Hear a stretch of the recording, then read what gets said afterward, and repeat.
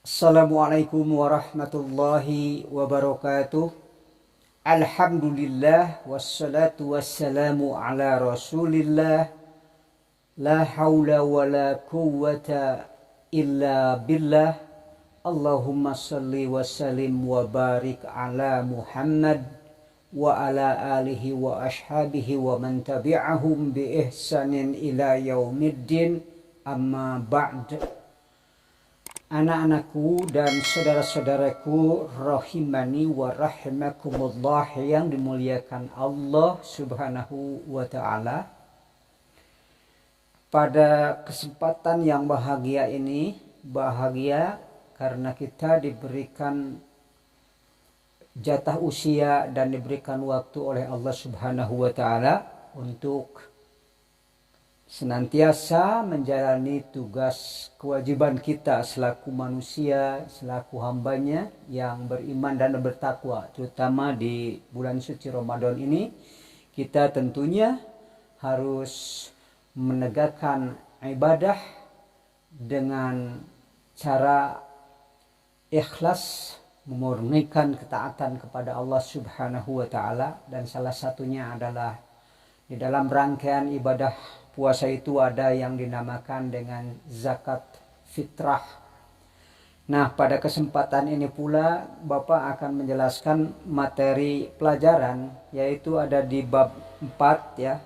Nanti anak-anak bisa melihat buku paketnya seperti yang Bapak pegang ini. Nah, ini adalah sebagai rujukan utamanya. Namun dalam hal ini Bapak akan menyampaikan resum pelajaran mengenai bab 4 ya. Ini kelas 9 ya, di semester pertama, yaitu mengenai zakat fitrah dan zakat mal ya. Anak-anakku sekalian, mari kita bahas dari awal. Harta itu merupakan karunia Allah Subhanahu wa taala yang harus dijaga dan digunakan sebaik-baiknya, karena di dalam harta kita ini selain merupakan hak milik kita sendiri, namun ada milik orang lain yang harus ditunaikan. Sebagian harta yang harus dikeluarkan itu diantaranya disalurkan melalui zakat. Zakat berfungsi sebagai pembersih harta dari kemungkinan harta diperoleh dengan cara yang mungkin kotor, mungkin tidak halal, atau terkena sesuatu yang subhat. Mengapa zakat wajib dikeluarkan? Karena zakat merupakan salah satu rukun Islam yang ketiga dari seluruh rangkaian rukun Islam yang 5 yang tidak boleh ditinggalkan oleh setiap muslim.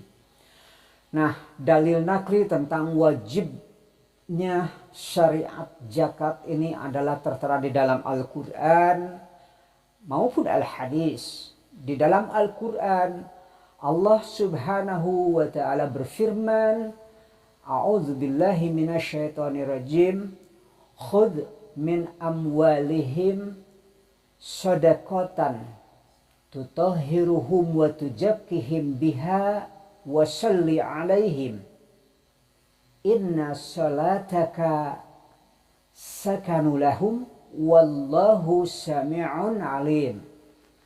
Artinya, ambillah zakat dari harta mereka guna membersihkan dan menyucikan mereka, dan berdoalah untuk mereka. Sesungguhnya doa itu menumbuhkan ketenteraman jiwa bagi mereka. Allah Maha mendengar, Maha mengetahui. Quran surat At-Taubah ayat 103. Nah, firman Allah Subhanahu wa ta'ala tersebut menjelaskan bahwa zakat merupakan salah satu dari syariat Islam yang wajib ditaati oleh setiap muslim. Sedangkan Al-Hadis secara tegas menyebutkan bahwa zakat adalah salah satu rukun yang 5 atau rukun Islam yang 5. Rasulullah Shallallahu Alaihi Wasallam bersabda sesuai dengan hadis dari Ibnu Umar yang diriwayatkan bahwa Nabi Shallallahu Alaihi Wasallam bersabda, yang artinya hadis dari Abdurrahman bin Abdullah, Umar bin Khattab berkata, Islam dibangun atas 5 hal. Bersaksi bahwa tidak ada Tuhan selain Allah dan Muhammad adalah Rasulnya, melaksanakan sholat, menunaikan zakat, berpuasa pada bulan Ramadan, melaksanakan ibadah haji bagi yang mampu. Hadis riwayat Bukhari dan Muslim. Lalu zakat dibagi menjadi 2 macam, yaitu zakat fitrah dan zakat mal. Pengertian zakat fitrah, menurut bahasa, kata zakat merupakan masdar dari zaka, yang artinya baik, suci, tumbuh, dan bertambah. Dengan demikian kata zakat berarti sesuatu yang baik yang dapat mensucikan diri si pelaku dan dapat menumbuhkan kebaikan demi kebaikan bagi si pelakunya, serta menambahkan kebaikan bagi orang lain. Nah, sedangkan menurut istilah zakat fitrah itu sendiri adalah zakat fitrah adalah yang wajib dikeluarkan atau harta yang wajib dikeluarkan oleh setiap jiwa atau orang mukmin di akhir bulan Ramadan. Adapun hukum zakat fitrah adalah wajib bagi setiap umat Islam, besar, kecil, laki-laki maupun perempuan. Dalilnya adalah bisa dilihat di dalam Quran surat At-Taubah ayat 103. Harta yang dikeluarkan dalam zakat fitrah adalah berupa makanan pokok, ya, seperti beras, dan jenisnya tergantung dari daerah orang yang mengeluarkan zakat tersebut atau disebut muzaki, dan orang yang menerima zakat atau mustahik, di mana kedua orang ini tinggal, ya. Zakat fitrah juga bisa diubah menjadi berupa uang dan dengan jumlah yang sama atau setara dengan nilai zakat fisiknya. Zakat fitrah adalah sebanyak 1 so atau 3,1 liter atau sama dengan 2,5 kilogram, atau dengan uang yang seharga dengan bahan makanan pokok tersebut. Nah, sekarang kita bahas mengenai zakat mal. Zakat mal adalah pengeluaran zakat dikarenakan kewajiban yang dibebankan pada harta. Ya, karena mal itu artinya harta, ya. Jadi zakat mal adalah zakat harta. Zakat yang harus dikeluarkan karena kepemilikan harta kita yang terkait dengan penghitungannya yang sudah harus dikeluarkan. Nah, hal ini menjadi bahan zakat mal yang harus dijadikan zakat mal adalah hewan ternak, perhiasan, dan perkebunan. Lalu kita bahas mengenai rukun zakat fitrah. 1. Berniat. Apabila diucapkan, lafal niatnya adalah nawaitu an ukhrija zakatal fitri an nafsi fardhal lillahi ta'ala. Aku berniat mengeluarkan zakat untuk diriku sendiri, fardu karena Allah Ta'ala. Itu lafaz niat bila kita melafazkannya. Namun ada kalanya jika tidak mengucapkannya, cukup di dalam hati, ya, dengan bahasa kita sendiri, dengan redaksi kita sendiri, ya. Lalu kita bahas sekarang orang yang membahas rukun yang kedua, ya. Jadi rukun yang pertama niat, yang kedua harus ada orang yang mengeluarkan zakat fitrahnya atau disebut unsur mujakinya. Jadi unsur niat, unsur muzaki, orang yang berzakat fitrah. Yang ketiga, orang yang menerima zakat fitrah atau mustahik, ya. Yang keempat, ada harta yang dipergunakan untuk berzakat fitrah. Jadi ada 4 rukun di dalam melaksanakan zakat fitrah ini. Lalu sekarang kita bicarakan waktu pelaksanaan zakat fitrah, ya. Zakat fitrah ditunaikan lebih utama atau lebih afdal pada akhir bulan setelah selesai sholat subuh, ya, akhir bulan Ramadan, ya. Lalu setelah sholat subuh menjelang berangkat sholat Idul Fitri, itu adalah waktu yang afdal untuk membagikan zakat fitrah. Adapun pendapat-pendapat lainnya bisa dilakukan menurut ulama, yaitu ditunaikan zakat fitrah mulai awal Ramadan sampai akhir Ramadan sebelum berbuka puasa atau sebelum maghrib. Ini pendapat yang kedua. Dan ada lagi pendapat yang ketiga. Pendapat lainnya mengeluarkan zakat itu, zakat fitrah ini yang dimaksudkan, boleh dibagikan semenjak matahari terbenam akhir Ramadan, ya, sampai sebelum subuh, ya. Nah, sekarang kita bahas mengenai zakat malnya, ya. Zakat mal artinya zakat harta, ya. Zakat harta, harta tertentu yang kita miliki dengan tujuan untuk membersihkan harta tersebut, ya. Itu namanya zakat mal. Syarat-syaratnya sekarang, pertama, syaratnya orang yang mengeluarkan zakat itu sendiri harus ada syarat, ya. Jadi syarat yang pertama adalah syarat orang yang mengeluarkan zakat. Pertama, beragama Islam. Kedua, merdeka, artinya bukan hamba sahaya.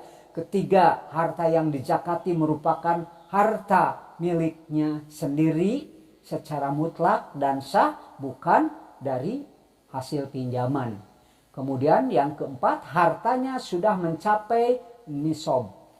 Nisab itu batas minimal harta yang wajib dikeluarkan zakatnya. Lalu sekarang jenis harta yang wajib dikeluarkan zakatnya adalah sebagai berikut, ya. 1, emas dan perak. Syaratnya sudah disimpan selama setahun. Nisabnya adalah emas, nisabnya antara 85 gram sampai dengan 93,6 gram. Perak nisabnya 624 gram. Kadar zakat keduanya adalah 2,5%. Lalu sekarang harta perniagaan. Harta perniagaan adalah harta yang diperdagangkan. Syaratnya sudah setahun dan sudah mencapai 1 nisab. Nisab senilai dengan nisab emas, yaitu antara 85 sampai 93 gram. Dan kadar zakatnya adalah 2,5%. Ketiga, binatang ternak. Nah, mengenai binatang ternak ini bisa anak-anak disimak dalam bagan berikut ini.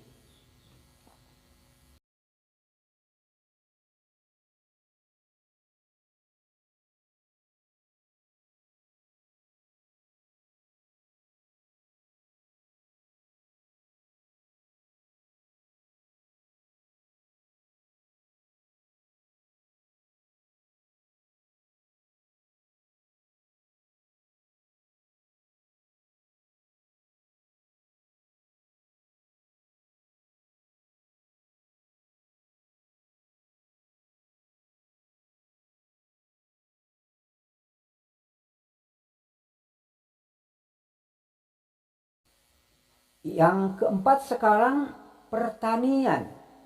Yang termasuk hasil pertanian adalah beras, gandum, dan sagu. Zakatnya dikeluarkan setiap panen, tidak harus 1 tahun. Nisabnya 750 kg atau 5 wasak. Kadar zakatnya sebanyak 5%. apabila tidak ada tambahan biaya pengairan.